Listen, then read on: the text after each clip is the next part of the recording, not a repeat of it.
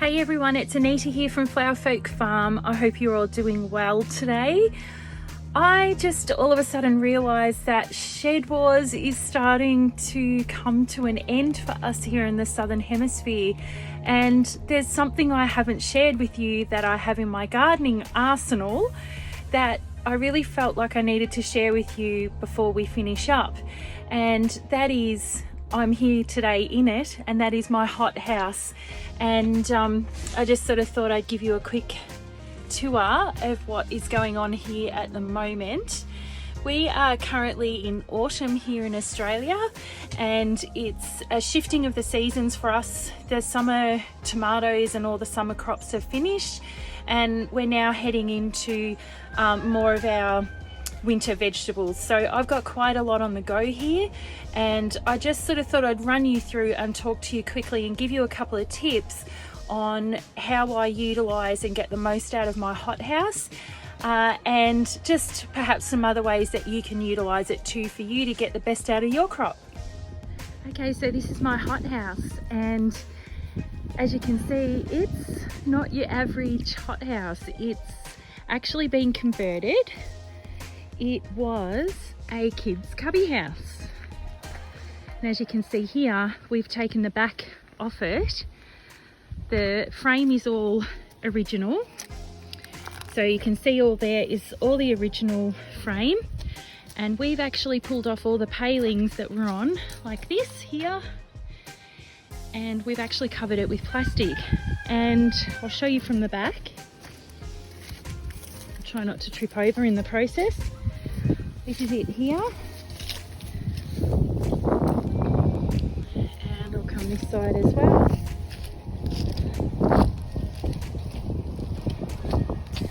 And there you have it. And I'll show you inside how I've decked it out. Okay, so I've got just plain aluminium shelving with quite a bit of room here. As you can see, I'll come in, and so you can use the top as well. So you've got 4 areas there for storage. Okay, so once my plants are at the point where they're looking pretty good and ready to go outside, I bring them out here.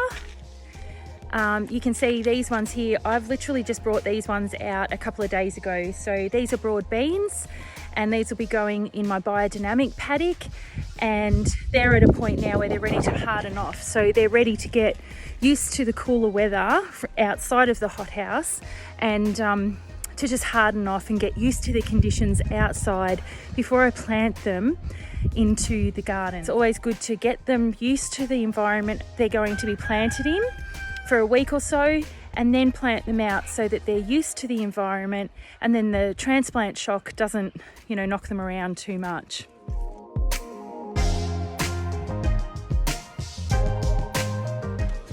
Okay, so if you don't happen to have a hothouse, don't worry, because you've got some other alternatives that you can use instead of that.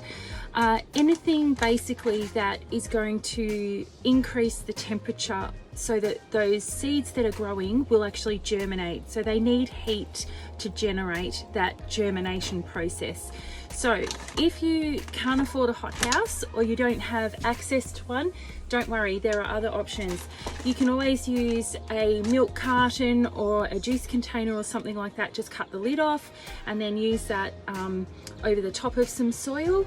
Or I recycle these as well, because these actually come with a lid, and as you can see, they've got drainage holes there, and they're fabulous way of recycling plastic. So remember, we just want to recycle and reuse whatever we possibly can. So you can put dirt or soil down in the bottom there, and then plant your seeds, and then put that on top. And if you bring that inside, you'll see that condensation will form on the top of that lid. And as soon as you see that, you know that you've got a really good environment for your seeds to germinate. That's for if it's cold. If you're in an environment where it's warm, you probably aren't going to need a hothouse. But, for those of you who, are in environments where there's snow and stuff like that, you know, it's probably going to be important for you, and most of you have probably already done that. Get your seedlings started in the winter in a hothouse or grow inside. So yeah, just a little tip there that you can always use these if you don't have that hothouse.